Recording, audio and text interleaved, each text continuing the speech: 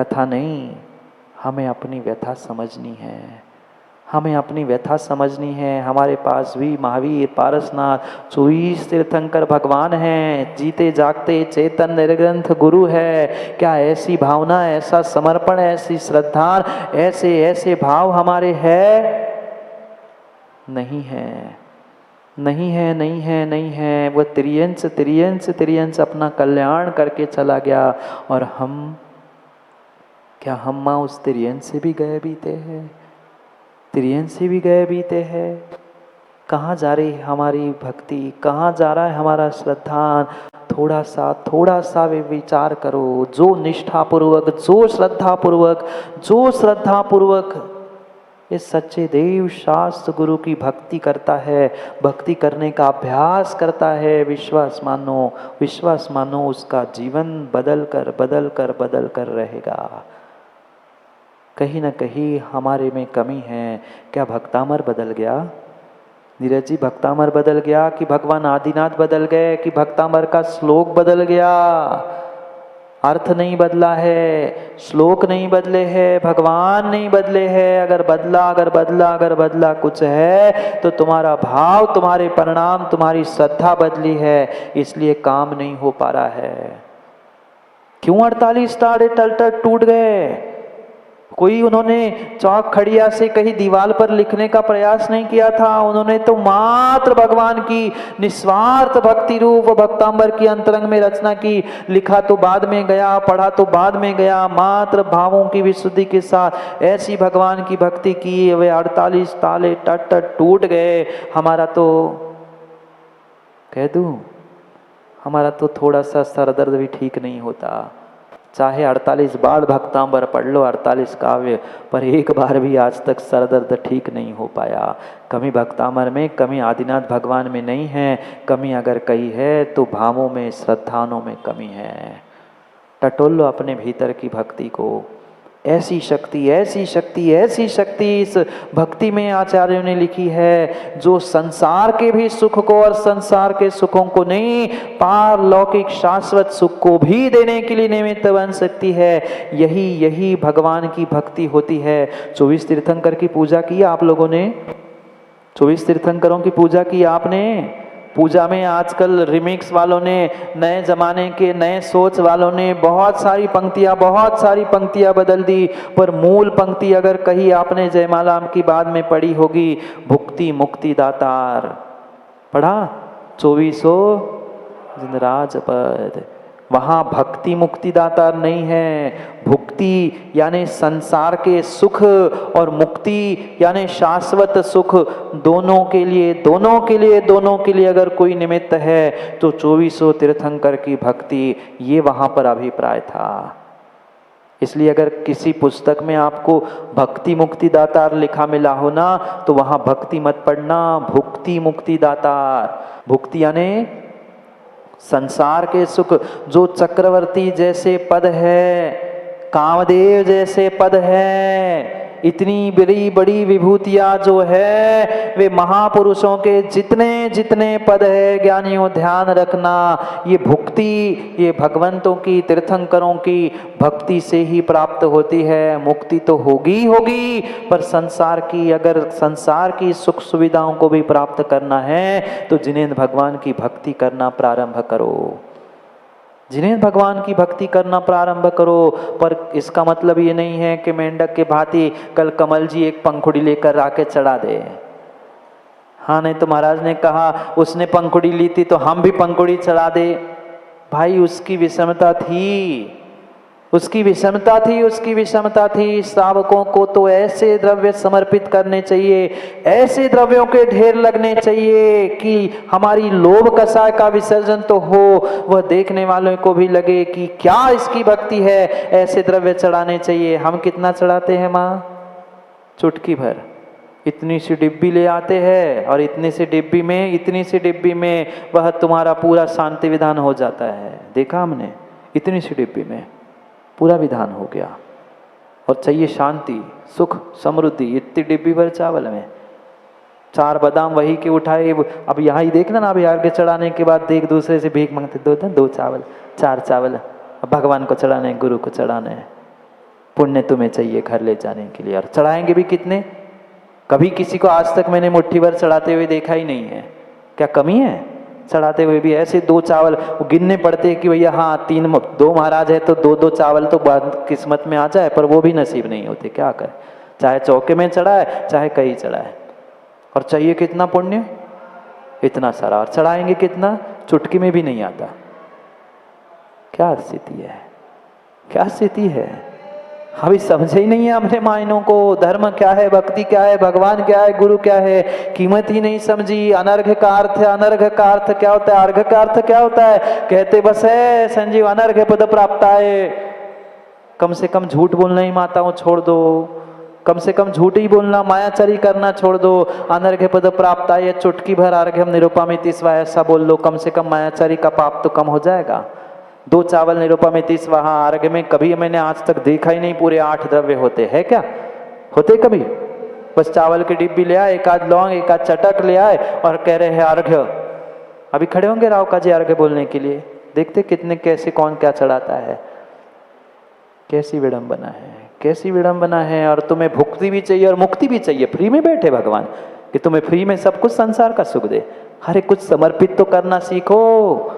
द्रव्य चढ़ाने का हमें विवेक नहीं है, द्रव्य चढ़ाने का विवेक नहीं है। द्रव्य छोड़ दो, कम से कम भाव ही चढ़ा दो। कम से कम उन भावों को संजो, उन भावों को संजो। उन भावों को संजोने से भी काम बन जाएगा। वह तिर्यंश इतने भाव संजो सकता है। तुम तो इंसान हो, इंसानों अपनी इंसानियत की पहचान करो। परोक्ष रूप से कितनी ही भक्ति तिर्यंश कर ले, पर जो अभिषेक पूजन करने का अधिकार श्रावको तुम्हें मिला है, वह तुम्हें ही मिला है, अन्य किसी को नहीं मिला, अन्य किसी को नहीं मिला है। इसलिए सोचो, समझो, विचार करो। गहरे सिद्धांतों को, गहरी नीतियों को यहाँ काम कुमार नंदी आचार्य भगवंत हमें समझा रहे हैं। पहचान करो, आप तिर्यंश हो कि मनुष्य। मैं तो नहीं कहता हूँ कुछ, जो आचार्य महाराज कहते हैं वे धीरज भाई मैं आपको बताता हूँ। निर्णय करो कि कौन तिर्यंश है और कौन मनुष्य है। अंतर बता दिया। जो सच्चे देवशास्त्र गुरु की भक्ति करता है वही मनुष्य है, और जो नहीं करता है वह तिर्यंश है। पढ़ते हैं 2-3 श्लोकों को, फिर आपको समझ में आएगा उनके ही शब्दों में। नहीं तो हमसे बुराई लेके बैठ जाएंगे माता कि महाराज ऐसा क्यों कहते हैं। मैं नहीं कहता हूँ, मेरी क्या बिसात, मैं क्या कह दूँ। मैं तो माँ कहता हूँ, आपको ज्ञानी कहता हूँ, भैया कहता हूँ। अब वो जो आचार्य महाराज कह दे बस बुरी लग जाए सो सुधर जाओ, और नहीं लग जाओ सो जो है सो है। पढ़ते हैं श्लोकों को। श्रद्धालुवाले रूढ़ा सुकालम निष्ठा मनोभ्यास जले न सीखता भक्ति लताशील सुमा प्रफुल्ला पुण्यम फलम लोकहिताय सूते धर्मा पशुनामापि देह जास्ते नेत्राविदाहार भागौ मैत्री प्रवरे लिप्ता परिग्रहो भक्ति विशिष्टा मनुजान प्रवृत्ति भक्तिर्गुरो वा देवे जिनेन्द्रे लोकार्पिते वान्य पुनीत देवे सिद्धे फलम नित्यमितियं प्रदुग्धे सेवे बधेनु गोपालन के न। पढ़ो। पशुनामपि 71 नंबर के श्लोक को देखो। पशुनामपि देह जास्ते निद्रा विशोधावहार भागो। पशु भी तो तिर्यंश भी सोता है, जागता है, उठता है, भोजन करता है, वह बच्चों को जन्म आदि देता है, उनमें भी परस्पर में प्रेम मैत्री देखने के लिए मिलती है। पर ज्ञानियों, उस पशु में और तुम में क्या अंतर है? अगर कोई अंतर है, अगर कोई अंतर है, क्योंकि मनुष्य भी आज परिग्रहो लिप्सा, परिग्रह के पीछे दौड़ते भागते इधर उधर करते हुए मिल रहा है, उसी में संलग्न है। फिर मनुष्यों में और तिर्यंशों में अंतर क्या बचा? अंतर अगर कुछ है, अंतर अगर कुछ है, भक्ति विशिष्टा मनुजान प्रणति। अगर कोई विशेषता है मनुष्य और पशु में, कोई अंतर है, तो प्रभु की, गुरु की विशिष्ट भक्ति ही तुम्हें मनुष्यों को तिर्यंशों से, पशुओं से कुछ अलग करने वाली हो सकती है। नहीं तो उनके जैसे सोना, उनके जैसे उठना, उनके जैसे भोजन करना, उनके जैसे बच्चों को जन्म देना, उनकी परवरिश करना, घर के दुकान के आदि के कर्तव्यों का उनके जैसा तो निर्वाह चल रहा है। क्या उनसे हटकर किया जा रहा है? अगर हटके अपने आप को कुछ मनुष्य सिद्ध करने की आवश्यकता है तो विशिष्ट विशिष्ट भगवान की भक्ति करने की आवश्यकता है। विशिष्ट भगवान की नहीं, सभी भगवान की विशिष्ट भक्ति करनी चाहिए। नहीं तो शब्दों को नीरज जी पकड़ लेंगे, विशिष्ट भगवान की भक्ति, हाँ हम तो विशिष्ट गुरु और विशिष्ट भगवान को ही मानेंगे। नहीं, सभी भगवान और सभी गुरु की विशिष्ट भक्ति चाहिए, तभी तुम मनुष्य हो, उन त्रियंशों से कुछ भिन्न माने जा सकते हो। अन्यथा फिर क्या कहे, आप अपना निर्णय कर लेना, क्योंकि श्रद्धालु वाले रूढ़ा सुकालम, जो श्रद्धावान पुरुष है, सुकालम यानी योग्य काल को, योग्य समय को, श्रेष्ठ मौसम को समझता है और निष्ठापूर्वक, श्रद्धापूर्वक, विश्वासपूर्वक वह मनोभ्यास जले न सीखता। मन के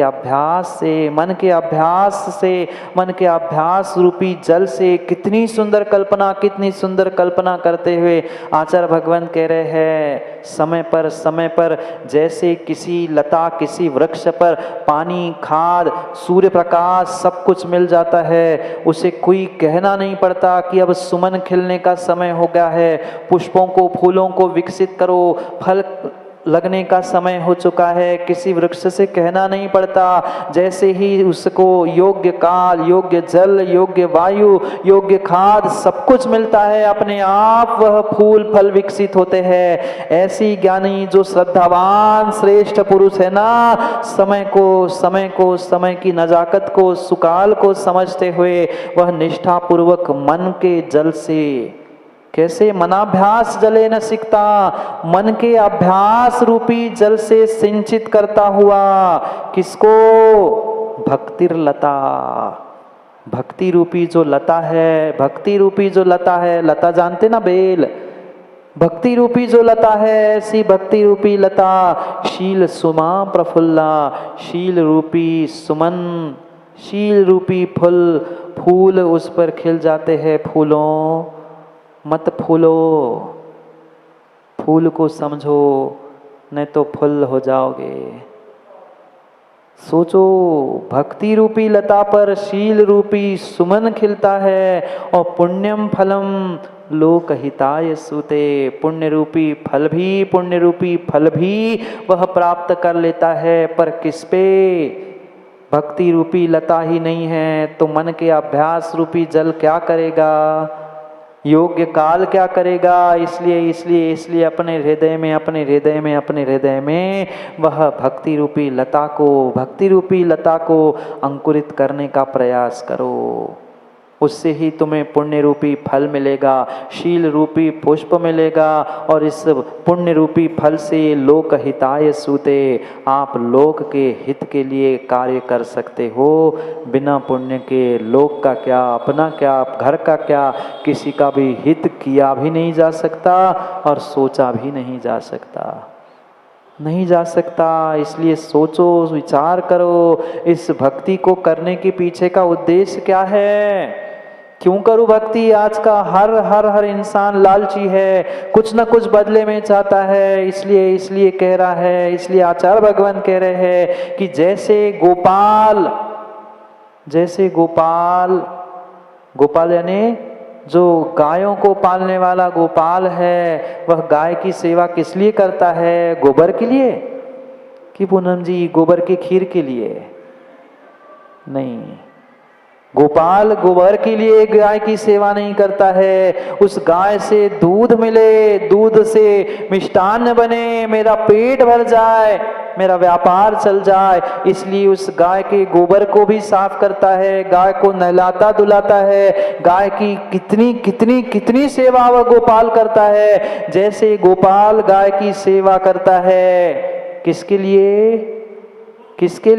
प्रदुग्धे, अंतिम लाइन पढ़ दो, प्रदुग्धे सेवेव धेनु गोपाल के न, जैसे गोपाल धेनु की यानी गाय की सेवा वह प्रदुग्धे उत्कृष्ट दूध के लिए करता है, ऐसे ही ज्ञानियों सिद्धे फलम नियमितम गुरोर भक्ति वा देवे जिनेन्द्रे, ऐसे ही तुम मनुष्य हो, तुम उस गोपाल से कई अधिक श्रेष्ठ हो।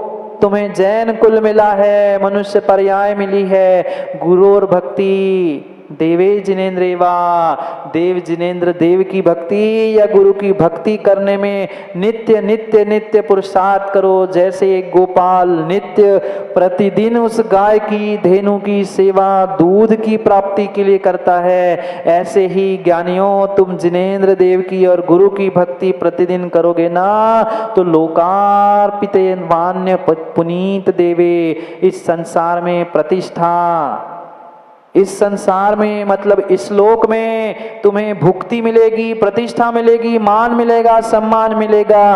और इतना ही नहीं पुनीत देवे, परलोक में पवित्र देव पद यानी स्वर्गों की विभूतियां भी अगली पर्याय में तुम्हें भगवान की भक्ति से ही फल रूप प्राप्त होगी। पर हम उस कदर भक्ति करें तो ना, हम यही बैठकर प्रभु के सामने जब इस लोक के ही महान सम्मान को प्राप्त नहीं कर पा रहे हैं, अगले परलोक के देव पर्याय का क्या ठिकाना, क्या ठिकाना, क्या करूं। ऐसी अद्भुत ये केमिकल रिएक्शन है भगवान की भक्ति, कहाँ नहीं जा सकता। जिन वादिराज मुनिराज ने वह 26 श्लोक परामाण एक ही भाव स्तोत्र का पाठ मात्र किया, उस पाठ से ही उनका कुष्ठ नष्ट हो गया, उनका कष्ट और कुष्ठ दोनों भी नष्ट हो गए। हमारा विकास भाई विचार करना, आपके सिद्ध चक्र विधान में उस एक ही भाव की ही वाचना हुई थी। और प्रयास करो माताओं, प्रयास करो, उस पे जो ग्रंथ है शुभ लाभ वह हर किसी को पढ़ने की आवश्यकता है, हर किसी को पढ़ने की आवश्यकता है। भक्ति के मायने क्या है, किस प्रकार भगवान की भक्ति होती है, कैसे प्रभु से प्रार्थना होती है, ये अद्भुत बातें जो संक्षेप में संस्कृत भाषा में लिखी है ना, उसे ही हिंदी में करने का प्रयास किया है। और आज विजय जी ये जो भक्तामर का हिंदी में प्रभु की भक्ति का हिंदी में करते हुए जो अनुवाद करते हुए पढ़ने का प्रयास किया जा रहा है ना, वह उत्कृष्ट फल देने वाला हो नहीं सकता। क्योंकि ये स्तोत्र, ये जो पाठ है, ये मंत्रों के भांति संस्कृत प्राकृत भाषा में लिखे हुए हैं। उनको भले ही समझ में आए ना आ जाए, बहुत अच्छी बात है, समझ के पढ़े, और समझ में ना भी आए माताओं, जैसे है वैसे श्रद्धा से पढ़ो ना तो मंत्रों के समान काम करेंगे। ट्रांसलेट कर भाषांतर रूपांतर करके पढ़ना आनंद आएगा, पर मंत्रों का काम जो वह संस्कृत प्राकृत की भक्तियां, संस्कृत प्राकृत के भक्तामर आदि स्तोत्र कर सकते हैं, वे हिंदी के पद्यानुवाद काम नहीं कर सकते। समय पर, समय की बात के लिए पुनः समय पे मिलते हैं, क्योंकि समय पे किया गया काम समय को दिलाता है। बोले भगवान महावीर स्वामी की।